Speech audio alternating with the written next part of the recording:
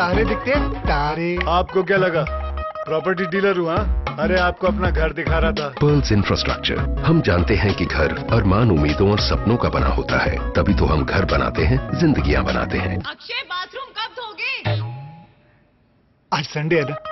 नाड़ी योग मशीन, ये मशीन घुटनों के दर्द, सर्वाइकल पेन, एडी के दर्द, कमर दर्द और किसी भी प्रकार के दर्द में आपको आराम दिलाती है, साथ ही साथ ऑपरेशन से आपको बचाती है। वैदिक नाड़ी योग मशीन मंगवाने के लिए, अपने किसी भी प्रकार के दर्द से छुटकारा पाने के लिए, मोटापे को अलविदा कहने के लिए हमारे इस नंबर पर संपर्क करें 011 3051 9000।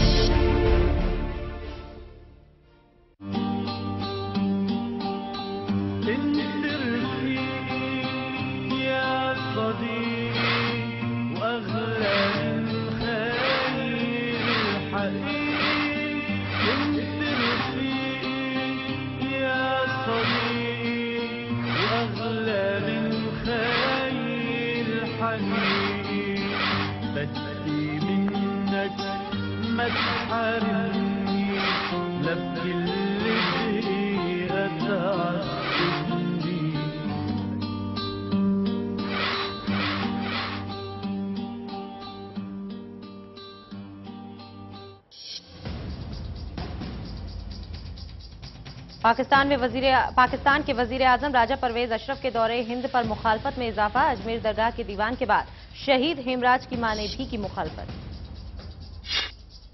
पूरी वादी कश्मीर अभी भी मुसलसल कर्फ्यू की जद में। अलहदगी पसंद तंजीमों की जानिब से अवामी मुजाहिरों की अपील के बाद कर्फ्यू की मियाद में इजाफा। यूपी हुकूमत ने शहीद डीएसपी जियाउल हक की बेवा परवीन आजाद और भाई को दी सरकारी मुलाजमत। दोनों की तकर्रुरी होगी गोरखपुर आईजी जोन में।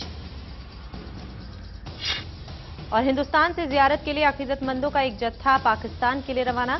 शिवरात्रि त्योहार मनाने के बाद 13 मार्च को लौटेगा वापस। आदाब, मैं हूं नाज आसिफ शेख और पेशे खिदमत है मंजरनामा। मंजरनामा में सबसे पहले बात पाकिस्तान के वजीर आजम राजा परवेज अशरफ के हिंदुस्तान दौरे की। जी हां, अजमेर शरीफ पहुंच चुके हैं राजा परवेज अशरफ और इस वक्त आपकी टेलीविजन स्क्रीन पर तस्वीरें भी हैं। जयपुर पहुंच चुके हैं पाकिस्तान के वजीर आजम राजा परवेज अशरफ और यहां पर आलमी शोहरत याफ्ता दरगाह ख्वाजा मोइनुद्दीन चिश्ती की दरगाह पर वो जियारत करने वाले हैं।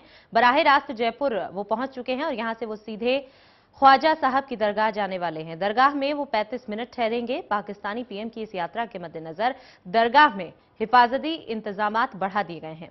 दरगाह के नजदीकी होटल्स में भी खुफिया पुलिस की तैनाती है और वहीं दूसरी तरफ दरगाह कमेटी ने भी पाकिस्तानी पीएम के शानदार इस्तकबाल की बात कही है। सलमान खुर्शीद ने राजा परवेज के आने पर यहां उन्हें दावत देने की भी बात कही है।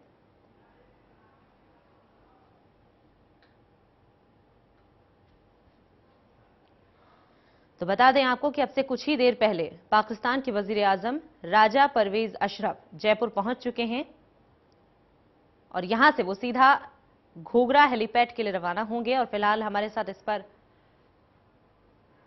तफसील से बातचीत के लिए, इस पर जो मुखालफत हो रही है उस पर तफसील से बातचीत के लिए हमारे साथ स्टूडियो में खास मेहमान जुड़ रहे हैं। सीनियर सहाफी फजल इमाम मलिक साहब हमारे साथ लगातार बने हुए हैं इस बातचीत में। मलिक साहब, खैर मकदम है आपका चैनल वन न्यूज में। सबसे पहले आपसे आपका नजरिया जानना चाहेंगे कि राजा परवेज अशरफ के हिंदुस्तान आने को आप किस तरह से देखते हैं? नहीं नाज, राजा परवेज अशरफ एक बहुत अपने निजी यात्रा पर आ रहे हैं। उनकी निजी जो ज़ियारत के लिए आ रहे हैं और उसे ज़ियारत की निगाह से ही हम तमाम लोगों को देखना चाहिए, क्योंकि ज़ियारत अलग चीज़ होती है और सियासत अलग चीज़ होती है। ज़ियारत और सियासत को अलग अलग करके देखना ही चाहिए। दिक्कत ये हो गई हम तमाम लोगों का जब भी कि मजहब और सियासत को मिलाकर देखने की एक आदत सी पड़ गई है, और शायद इसी नज़रिए से हम लोग यहाँ भी देख रहे हैं उनकी ज़ियारत को। अभी आपने जब हेडलाइंस देखा तो उसमें कुछ हिंदुओं के पाकिस्तान जाने की बात भी कही आपने, जो वो भी वहाँ ज़ियारत के लिए जा रहे हैं, जो शिवरात्रि की ज़ियारत के लिए जा रहे हैं। तो जब ज़ियारत के लिए दोनों मुल्क के लोग जा सकते हैं, दोनों मुल्क के अवाम एक दूसरे सरहद के आसपास ज़ियारत के लिए जा सकते हैं, तो जाहिर है कि वहाँ के जो नुमाइंदे होंगे, वहाँ के जो वज़ीर आज़म होंगे, वो भी उनकी जो आस्था होती है, उनकी जो एक उनके अंदर जो एक जज्बा होता है, उसी जज्बे के तहत वो हज़रत ख्वाजा मोइनुद्दीन चिश्ती रहमतुल्लाह अलैह की दरगाह पर आ रहे हैं, और उसे इसी नज़रिए से देखा जाना मेरे ख्याल से ज़्यादा मुनासिब होगा। जी मलिक साहब, एक ज़ायरीन के तौर पर ज़ियारत पर किसी भी तरह की बंदिश होनी नहीं चाहिए, वो बात अपने आप में बिल्कुल सही है, लेकिन हम यहाँ पर यह भी नहीं भुला सकते कि राजा परवेज अशरफ पाकिस्तान के वज़ीर आज़म हैं, और कहीं ना कहीं हिंदुस्तान की आवाम के लिए और हिंदुस्तान के लिए उनकी जवाबदेही उस मसले पर भी बनती है कि LOC पर जिस तरह से हिंदुस्तानी सैनिकों के सिर कलम कर दिए गए थे। क्या आपको नहीं लगता कि इस ज़ियारत के बाद ही सही, लेकिन जब मुलाकात होगी तमाम रहनुमाओं से, तब इस पर उन्हें कुछ तो कहना चाहिए, उनसे जवाब तो मांगा जाना चाहिए? नहीं, मुझे नहीं लगता है कि इस मसले पे बहुत ज़्यादा बातचीत होगी, क्योंकि वो बहुत निजी यात्रा है उनकी, वो अपने निजी इस मकसद के तहत वो यहाँ आ रहे हैं, और अभी वहाँ चुनाव भी होने हैं, इसलिए बहुत ज़्यादा इस मसले पे बातचीत होगी मुझे नहीं लगता है। और हिंदुस्तान भी इस मामले में बहुत ज़्यादा जवाब मांगेगा, क्योंकि जो जहाँ चुनाव होने हैं वहाँ 1-2 महीने चुनाव को बाकी रह गया है, इसलिए इस मामले में कोई सरकार जो अभी बस चुनाव में जाने वाली है, वो कोई ऐसा उनको ठोस भरोसा दिला पाएगी। ऐसा नहीं लगता है कि राजा परवेज़ उनको कोई हिंदुस्तानी हुकूमत को या हिंदुस्तानी अवाम को अभी कोई फ़िलहाल ठोस भरोसा दिलाने के काबिल हों, क्योंकि वो खुद कई तरह के मामले से जूझ रहे हैं, उन पर कई तरह के इल्ज़ामात हैं, वो बदउनवानी के इल्ज़ाम में मुलव्विस हैं, और कई तरह के मामले उन पर चल रहे हैं। सुप्रीम कोर्ट ने उनके खिलाफ इन इल्ज़ामात को देखते हुए उनके खिलाफ कार्रवाई की भी सिफारिश की थी। मुझे लगता है कि इन सब मामलों पे भी शायद इन सब मामलों को देखते हुए वो यहाँ ज़ियारत के लिए आ रहे हैं, और इस ज़ियारत इनका मकसद ज़्यादा है, इस पर वो कोई हिंदुस्तान और पाकिस्तान के बीच जो डिप्लोमेटिक रिलेशंस है, इन दोनों ममालिक के बीच जो दूसरे तरह के रिश्ते हैं, और ख़ासकर जो दहशतगर्दी और इस तरह के मामले हैं, इस पर कोई बातचीत हो पाएगी, फ़िलहाल मुझे ऐसा नहीं लगता है। बिल्कुल। और ऐसे वक्त में जब आपने कहा कि बातचीत होनी मुश्किल है, तो हिंदुस्तान की तरफ से किस तरह की कोशिशें होनी चाहिए? क्या कुछ ऐसा होना चाहिए कि राजा परवेज अशरफ से इस तरह का माहौल बनाया जा सके कि उनसे बातचीत की जा सके, इस मसले पर भी थोड़ा वक्त लिया जाए, उन्हें न्योता दिया जाए, बुलाया जाए, उनसे बातचीत की जाए? नाज, देखिए, अब जो भी करेगी वो वहाँ की जो आने वाली अगली सरकार जो चुनी जाएगी वही कुछ कर पाएगी। मुझे लगता है कि अगर नवाज़ शरीफ वगैरह, चूँकि नवाज़ शरीफ अभी वहाँ बहुत मजबूती से उभर रहे हैं, और देखिए अगर नवाज़ शरीफ कुछ आते, चूँकि मुझे लगता है कि नवाज़ शरीफ ने पिछला जो एक बार जब चुनाव जीता था तो वो हिंदुस्तान दोस्ती को लेकर ही जीता था। तो मुझे लगता है कि अगर नवाज़ शरीफ या उनकी तरह के कोई दूसरे लोग अगर वज़ीर आज़म बनते हैं और वो अगर वहाँ हुकूमत में आते हैं तो बात ज़्यादा बेहतर बनेगी, हिंदुस्तान के लिए भी ये बहुत ज़्यादा अच्छी बात होगी कि वहाँ कोई एक खुली सोच का, खुली जहन का आदमी हुकूमत बनाए, हुकूमत में लौटे, तो वो एक हिंदुस्तान के लिए, चूँकि हम दोनों एक पड़ोसी मुल्क हैं, हम दोनों के बीच जो रिश्ते हैं, और बहुत ऐसा नहीं है कि कोई बहुत रिश्ते आज के हैं, हम दोनों एक ही मुल्क के हिस्से थे, हमारी सफाकत एक है, हमारी तहजीब एक है, हमारी तमद्दुन एक है, तो बहुत सारी चीज़ें। लेकिन ठीक है कि पाकिस्तान की जो पूरी सियासत है वो हिंदुस्तान मुखालफत की बुनियाद पर ही रखी गई है, और वहाँ जो भी चुनाव होते हैं वो चुनाव लड़े जाते हैं। अभी चूँकि देखिए वहाँ के चुनाव होने हैं, इसलिए वहाँ हिंदुस्तान को लेकर कोई बहुत ज़्यादा कोई पॉजिटिव या नेगेटिव बात राजा साहब यहाँ करेंगे मुझे नहीं लगता, क्योंकि उन्हें अपने अवाम का भी ध्यान है, उन्हें चुनाव का ध्यान रहेगा, और उस चुनाव में उन्हें जाना है, अगली बार फिर हुकूमत बनाने का ख्वाब वो देख रहे हैं, तो जाहिर है कि वो कुछ ऐसी बात नहीं करेंगे जिससे उनकी पार्टी या उन्हें खुद उसका नुकसान हो। बिल्कुल। मलिक साहब, अब जो अंदरूनी मसले हैं, जो अंदरूनी मुखालफत हो रही है हिंदुस्तान के अंदर, उस पर बातचीत कर लेते हैं। शिवसेना और विश्व हिंदू परिषद, खासतौर पर ये दोनों पार्टियां हुकूमत पर ये इल्जाम लगा रही हैं कि वो पाकिस्तान के साथ नर्म है, साथ ही साथ राजा परवेज अशरफ को काले झंडे दिखाने की बात कही जा रही है, पूरा बंद कर दिया गया है जयपुर में। इस मुखालफत को कैसे देखते हैं आप? क्या इसे जायज़ मानते हैं? नहीं, देखिए, मुखालफत करना कि चूँकि कि हम डेमोक्रेटिक कंट्री में रह रहे हैं, वहाँ एक मुखालफत करना हमारा एक हक भी है, लेकिन सिर्फ मुखालफत चूँकि शिवसेना और जिस विश्व हिंदू परिषद की बात आपने की, वो तो पाकिस्तान को लेकर बराबर इसी तरह का रवैया अपनाते रहते हैं। ठीक है कि हमारा दर्द है, हमारे जो फौज के जो जवान थे उनके साथ जिस तरह का सलूक वहाँ के फौज ने किया, जब बॉर्डर पे जिस तरह की गोलीबारी होती रहती है, जिस तरह के समझौते को बार बार वो तोड़ते हैं, उसे लेकर हमारा दर्द है। हमारे पास हम उससे बहुत परेशान भी होते हैं, हमारे लिए मसले भी वो खड़े करते रहते हैं। लेकिन चूंकि एक डिप्लोमेटिक कंट्री, दोनों ममालिक के बीच आप देखिए कि हमारे डिप्लोमेटिक रिश्ते जो हैं वो अभी इस्तवार है, वो टूटे नहीं हैं। तो जब तक इस तरह के रिश्ते बरकरार रहेंगे, इस तरह के दौरे होते रहेंगे। ठीक है कि वो उसकी मुखालफत कर रहे हैं, वो मुखालफत करना उनका, चूँकि एक डेमोक्रेटिक कंट्री में सबसे मुखालफत करना और इस तरह के काले झंडे दिखाना या नारे लगाना या प्रदर्शन करना उनका अधिकार होता है। अगर वो अपने हक का इस्तेमाल कर रहे हैं और बहुत अगर बेहतर ढंग से कर रहे हैं, बिना किसी अहिंसक तरीके से कर रहे हैं, तो उसका उन्हें करने का हक है और करना चाहिए। क्योंकि हम उससे बार बार पाकिस्तान के रवैये से हम बार बार आहत होते हैं, बार बार वो हमें धोखा भी देता रहा, छलता भी रहा। इसलिए हम इस तरह के लोग इस तरह से सड़कों पर हो रहे हैं। आप देखिए कि अजमेर में जो एक ग्रुप है हजरत मोइनुद्दीन चिश्ती, वो भी मुखालफत कर रहा है उसका दरगाह सूफी संत है, दरगाह के जो दीवान है, उन्होंने साफ तौर पर कह दिया है कि वो जियारत नहीं कराएंगे। जबकि जो होता आया है वो यही है कि कोई भी अगर वजीर आजम हो या फिर कोई भी रहनुमा किसी भी मुल्क का वहां पर पहुंचता है तो जियारत कराने का काम वहां के दीवान का ही होता है। क्या इस मुखालफत को आप सही मानते हैं? क्योंकि एक जिम्मेदारी के तौर पर यहाँ दीवान के ऊपर है कि वो जियारत कराए। अगर उसने जियारत से इनकार कर दिया तो इसे आप कैसे देखते हैं? नहीं, देखिए ना, अब जैसे इबादत गाहों या इस तरह की जगहों पर किसी को भी जाने का हक तो है ही। आप किसी को इबादत करने से तो नहीं रोक सकते, ज़ियारत करने से नहीं रोक सकते, क्योंकि वो उनके अंदर की एक फीलिंग्स, जो मेरे अंदर एक आस्था है किसी को लेकर। अब हज़रत ख्वाजा मोइनुद्दीन चिश्ती रहमतुल्लाह सिर्फ मुसलमान ही नहीं, दूसरे मज़ाहिब के लोग भी उन्हें एक वली मानते हैं, सूफिया मानते हैं, सूफ़ी मानते हैं। और इसलिए वो हर बार लोग आते हैं, लोग उनके दरगाह पे जाते हैं, उनके हाजिर बजाते हैं, आस्थाने पे जाते हैं।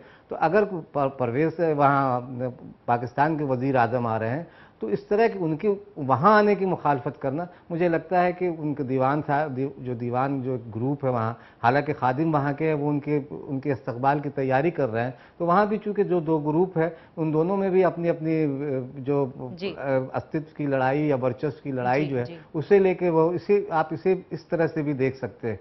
लेकिन किसी भी जगह, चाहे वो किसी भी मजहब की आस्था का केंद्र हो, चाहे वो मंदिर हो, मसाजिद हो, मंदिर हो, गुरुद्वारे हो, गिरजाघर हो, आप किसी को इबादत के लिए जाने से कैसे रोक सकते हैं, कैसे मना कर सकते हैं? मलिक साहब, दिक्कत यहाँ पर जो खैर मकदम होने वाला है राजा परवेज अशरफ साहब का, उसको लेकर भी है। इस तरह के इल्जाम आयद किए जा रहे हैं कि उनके शानदार खैर मकदम की तैयारी है। खुद सलमान खुर्शीद ने कहा है कि वो उन्हें दावत देंगे। क्या इन तमाम चीजों की जरूरत आप महसूस करते हैं? नहीं, देखिए, एक प्रोटोकॉल होता है नाज। आप प्रोटोकॉल हमारा है, किसी एक दूसरे मुल्क से एक का वज़ीर आज़म हमारे मुल्क में आ रहा है, और वो एक प्रोटोकॉल के तहत कोई भी, अब सलमान खुर्शीद अगर वज़ीर दाखिला है हमारे मुल्क के, वो जाहिर है कि उनकी अगवानी में जाएंगे, वो उनका इस्तकबाल करेंगे, वो उनके इस्तकबाल है। और जब वो आ रहे हैं तो लंच भी और खाने और दावत भी देंगे ही, क्योंकि ये एक प्रोटोकॉल है। हमारे दोनों, जैसा मैंने पहले कहा कि दोनों ममालिक के बीच अभी डिप्लोमेटिक रिलेशन बने हुए हैं, दो रिश्ते इस्तवार हैं, और इस रिश्ते के तहत ही ये सारी चीज़ हो रही है। नहीं तो अगर रिश्ते नहीं होते तो शायद वो इस तरह के राजा साहब आते भी नहीं, वज़ीर आज़म यहाँ आते भी नहीं। आप अगर ननकाना साहब कल को प्रधानमंत्री, हमारे वज़ीर आज़म डॉक्टर मनमोहन सिंह वहाँ जाए ननकाना साहब में मत्था टेकने, तो शायद वहाँ की हुकूमत भी उनके इस निजी यात्रा के ऊपर भी इसी तरह का इस्तकबाल करेगी। हो सकता है कि बहुत वहाँ माहौल दोनों ममालिक के बीच और कशीदा हो, लेकिन जब वहाँ मनमोहन सिंह जाएंगे तो वहाँ की हुकूमत भी अपने किसी वजीर को भेजकर इसी तरह के, चूँकि एक प्रोटोकॉल होता है, हर मुल्क का एक प्रोटोकॉल होता है, और उस प्रोटोकॉल के तहत ही सलमान खुर्शीद वहाँ न सिर्फ उनकी इस्तकबाल के लिए जा रहे हैं, बल्कि उन्हें लंच की दावत भी दे रहे हैं, और एक प्रोटोकॉल के तहत होना चाहिए। क्योंकि एक हमारे यहाँ मेहमान नवाजी तो सबसे बड़ी, हमारे तो खून में ये शामिल है, हमारे परंपरा बनी है, और उसी को दिखाने की कोशिश भी की जाएगी। और बने रहिए आप हमारे साथ मलिक साहब। फिलहाल हम नाजरीनों को बता दें कि इस वक्त उनकी टेलीविजन स्क्रीन पर जो तस्वीरें हैं वो उस जहाज की हैं जिसमें पाकिस्तान के वजीर आजम राजा परवेज अशरफ सवार थे। अब से कुछ देर पहले वो जयपुर पहुंचे हैं और यहां से घूघरा हेलीपैड रवाना होने वाले हैं, अजमेर शरीफ जाने वाले हैं। करीब 35 मिनट वो दरगाह पर ठहरेंगे और उसके बाद वहां से रवाना हो जाएंगे। खबर ये भी है कि वजीर दाखिला सलमान खुर्शीद उन्हें दावत का न्योता देंगे और क्या कुछ होता है इस पूरे मसले पर हम आपको लगातार अपडेट देते रहेंगे। फिलहाल आपको तस्वीरें हम बता दें कि एक बार फिर उसी जहाज की हैं जिस जहाज में पाकिस्तान के वजीर आजम राजा परवेज अशरफ आए थे।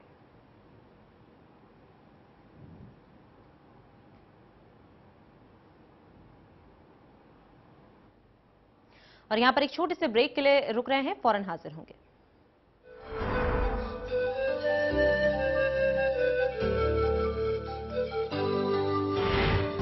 मेरे कारोबार में देरी के लिए कोई जगह नहीं, तो देश की तरक्की में देरी कैसी? इसलिए मैं समय पर सही सेवा कर चुकाता हूँ। Enhancing beauty is my profession, but I also contribute to beautify my nation. I pay my service tax. Do you pay? मैं सर्विस टैक्स भरदा हाँ, तुसी भी भरो ते मुल्क की तरक्की में अपना हिस्सा पाओ। हमारा बढ़ता कारोबार बने देश की प्रगति का आधार। समय पर सही सेवा कर चुकाए। पेश है जादू। पापा जादूगर से बोलिए ना कि केबल के सिग्नल्स को ठीक कर दे। आ गया और देता हूँ एक आवश्यक सूचना तुम्हें और तुम्हारे केबल ऑपरेटर को। जी हाँ, सरकार ने डिजिटाइजेशन प्रक्रिया शुरू कर दी है और 31 मार्च 2013 से इन 15 राज्यों के 38 शहरों में ये प्रक्रिया लागू हो रही है। इसलिए सेट टॉप बॉक्स लगाना हो गया है अनिवार्य। सेट टॉप बॉक्स से मिलेंगे डिजिटल सिग्नल्स, जिससे सभी चैनल्स की क्वालिटी होगी बेहतरीन। इसलिए आज ही अपने केबल ऑपरेटर को बुलाओ और सेट टॉप बॉक्स लगवाओ। डिजिटाइजेशन अपनाओ, ढेरों फायदे पाओ। सुनो सुनो रे सुनो सुनो रे सुनो सुनो। हमने केबल टीवी का सेट टॉप बॉक्स लगवाया और दिल डिजिटल हो गया। Fantastic picture quality. सैकड़ों चैनलों में से अपनी पसंद के चैनल चुने, रेट कार्ड के हिसाब से पेमेंट करें। सोचोगे तो सोचते ही रह जाओगे। 31 मार्च के बाद 15 राज्यों के 38 शहरों में बिना सेटअप बॉक्स के कोई भी केबल टीवी नहीं देख पाएगा। लाखों परिवारों ने सेट टॉप बॉक्स लगवाया, अब आपका नंबर आया। सेट टॉप बॉक्स लगवाएं, डिजिटल हो जाएं। 3 लाख तक अधिग्रहण की 1 एकड़ की राशि थी। किसानों के लिए धरती की ये कीमत जरा सी थी। भूपेंद्र सिंह हुड्डा ने इसे 72 लाख तक बढ़ा दिया। 33 साल तक दे रॉयल्टी, किसान शिखर पे चढ़ा दिया। 33 साल तक देकर रॉयल्टी, किसान शिखर पे चढ़ा दिया। वर्तमान हरियाणा सरकार के आने से पहले किसान भाइयों की जमीन का अधिग्रहण कौड़ियों के भाव लगभग 2 से 3 लाख रुपए प्रति एकड़ के हिसाब से किया जाता था। माननीय मुख्यमंत्री श्री भूपेंद्र सिंह हुड्डा ने पूरे प्रदेश में जमीनों के न्यूनतम फ्लोर रेट निर्धारित किए और प्रदेश में कुल 6 जोन बनाए गए, जिसके अनुसार प्रदेश के किसानों को भूमि अधिग्रहण के बदले 21,60,000 से लेकर 72 लाख रुपए तक प्रति एकड़ मुआवजे के रूप में मिल रहे हैं। इतना ही नहीं, किसानों को मुआवजे के साथ साथ 21,000 रुपए प्रति एकड़ हर साल 33 सालों तक रॉयल्टी भी मिलेगी, जिसमें 750 रुपए प्रति वर्ष की बढ़ोतरी भी होगी। और यदि किसान की भूमि का SEZ जेड और टेक्नोलॉजी पार्क के लिए अधिग्रहण किया जाएगा तो रॉयल्टी की राशि 42,000 रुपए प्रति एकड़ 33 सालों तक मिलेगी, जिसमें 1,500 रुपए की प्रति वर्ष बढ़ोतरी होगी। विकास की प्रक्रिया में किसानों को भागीदार बनाने के लिए अब हमने लैंड पूलिंग जैसी अनूठी स्कीम बनाई है। इस स्कीम में यह इंतजाम किया गया है कि जिस किसान की भूमि का अधिग्रहण होता है वह या तो मुआवजा ले सकता है या मुआवजे की एवज में विकसित भूमि ले सकता है।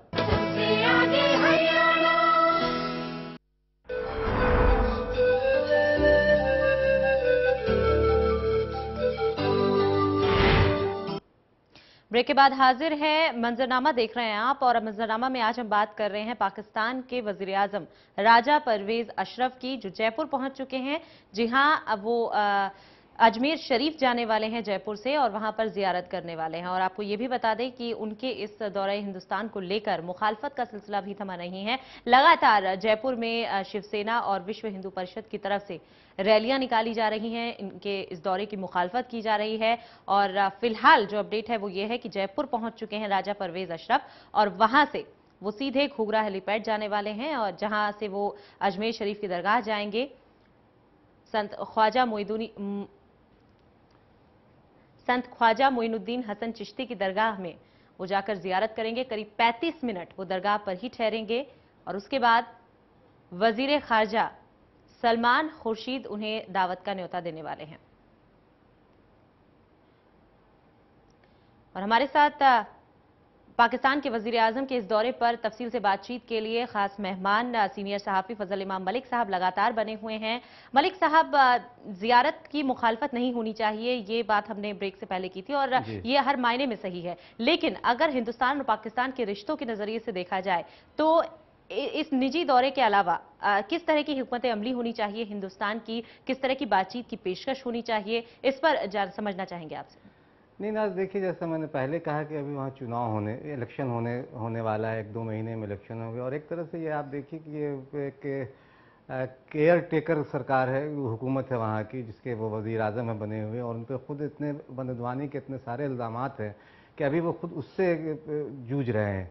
तो जाहिर है कि अभी वो इस तरह से कि किस तरह की हिकमत अमली की हिंदुस्तान में, जाहिर है कि कुछ ना कुछ तो बातचीत ज़रूर होगी, लेकिन बहुत ज़्यादा कोई कारामद बातचीत होगी दोनों ममालिक के रिश्तों के बीच इस्तवार करने और बेहतर रिश्ते बनाने के लिए कोई और बहुत ज़्यादा कारामद बात होगी, ऐसा मुझे लगता नहीं है। हाँ ठीक है कि एक हमारे वज़ीर ख़ारिजा जनाब सलमान खुर्शीद उनसे मिलेंगे, उन्हें लंच पे दोनों साथ रहेंगे, तो जाहिर है कि कुछ ना कुछ तो बातचीत होगी, क्योंकि दोनों ममालिक के सरबराह एक तरह से सरबराह वहाँ के आए हैं, तो कुछ ना कुछ बातचीत होगी। लेकिन ये बातचीत कोई बहुत ज़्यादा कारामद इस सिलसिले में नहीं होगी कि आने वाले अगले जब चुनाव के बाद कौन सी हुकूमत आएगी और वो हुकूमत का रवैया हिंदुस्तान की तरह की हिंदुस्तान को लेकर किस तरह होगा, ये देखना ज़्यादा मुनासिब होगा। इसलिए चुनाव के बाद ही हमें ज़्यादा कोई ठोस और मुनासिब भरोसा पाकिस्तान की तरफ से मिल सकता है। हालांकि ठीक है कि हमें अपनी बात रखनी चाहिए, सलमान खुर्शीद साहब को हिंदुस्तान की जो कंसर्न है उससे उन्हें आगाह ज़रूर करना चाहिए कि किस तरह की बातचीत होनी चाहिए,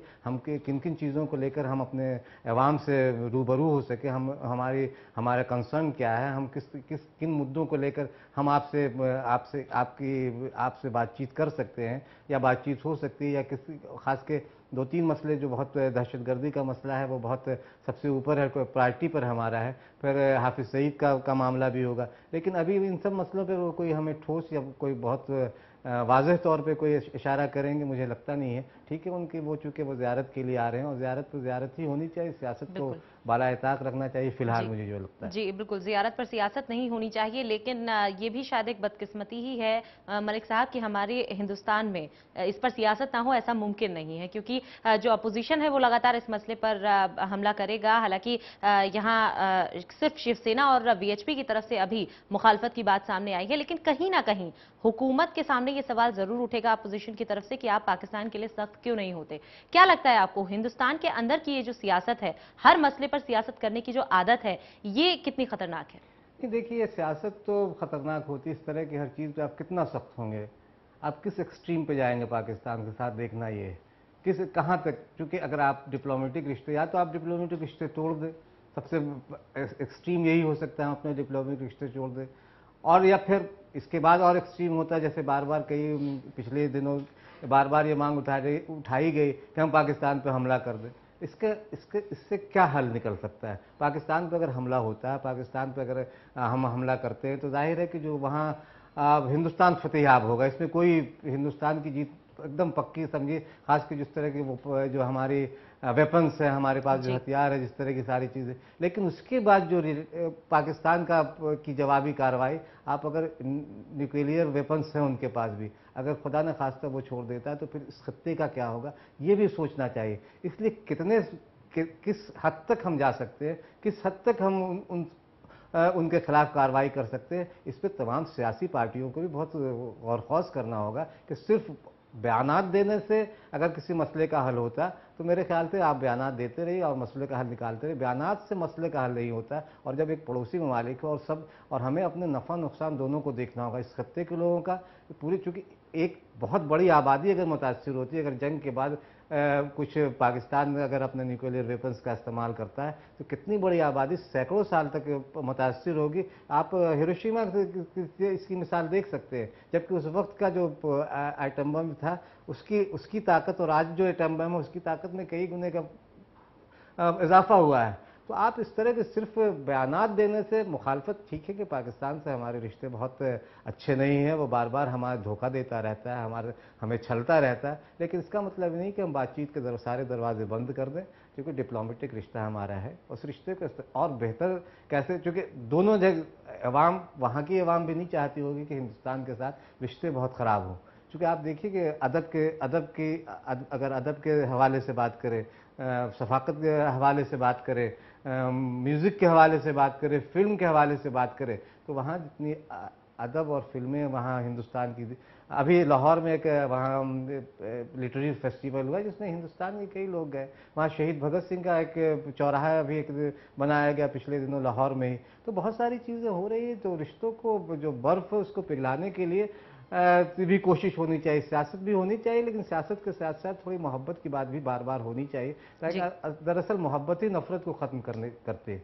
बिल्कुल, मोहब्बत ही नफरत को ख़त्म कर सकती है और ऐसा ज़रूरी भी है, क्योंकि जिस तरह से अब दोनों मुल्कों के बीच रिश्ते होते चले जा रहे हैं, उसमें कहीं ना कहीं ये बहुत ज़रूरी हो गया है कि जो आवाम है उसकी भी सुनी जाए, उसकी भी ज़रूरतों को समझा जाए, और जो सियासी तंजीमें हैं वो भी अपनी सियासत पर थोड़ी लगाम लगाएं। लेकिन जिस तरह से अभी हालात बनते हुए नजर आ रहे हैं, जिस तरह से मुखालफत हो रही है, जिस तरह से जो वहाँ के वकील और व्यापारी भी हैं, हमने देखा, हमने अपने नाजरीनों को ये खबर भी दिखाई कि अजमेर के ही वकील और व्यापारी भी सड़कों पर उतरे हैं, उन्होंने भी इस तरह की मुखालफत की है। तो क्या मलिक साहब ऐसा लगता है कि जो आवाम है उसमें भी पाकिस्तान की एक बहुत ही गलत तस्वीर बनती जा रही है, जो एक अच्छाई भी है, जो एक अच्छी तस्वीर भी है, वो शायद नजर ही नहीं आती? नहीं, देखिए मैंने जैसे कहा कि हमारा हम बहुत बार बार पाकिस्तान ने हमें धोखा दिया है। हमने मोहब्बत कई बार की, लेकिन ठीक है, कुछ मोहब्बत का जो सिला मिला है वो मुझे बहुत अच्छा है। हम तो वफा करते रहे, वो बेवफाई करते रहे। तो ये इसका एक दर्द लोगों के अंदर है, यहाँ के अवाम के लोगों के अंदर। आप देखिए कि लोग क्रिकेट खिलाड़ी आते हैं या दूसरे तरह के जो लोग आते हैं, उसको सर आंखों पर हम बैठाते हैं, लेकिन उसके बदले में आप कई चीज़ें हैं जो हमारे यहाँ के कलाकार वहाँ नहीं जा सकते हैं, हमारे यहाँ के फिल्म वाले वहाँ नहीं जा सकते। बिल्कुल, इन तमाम चीजों के पीछे एक ही पहलू नजर आता है कि है हमारा। जी, बिल्कुल एक ही पहलू है कि दर्द है, और वो जाहिर जरूर होगा, चाहे मुखालफत की शक्ल में ही क्यों ना हो। बहुत बहुत शुक्रिया आपका मलिक साहब, हमारे साथ जुड़ने के लिए और इस बातचीत के लिए भी। और इसी के साथ मंजरनामा में अभी के लिए इतना ही, लेकिन खबरों का सिलसिला चैनल वन न्यूज पर आगे भी बना हुआ है, आप भी बने रहिए हमारे साथ।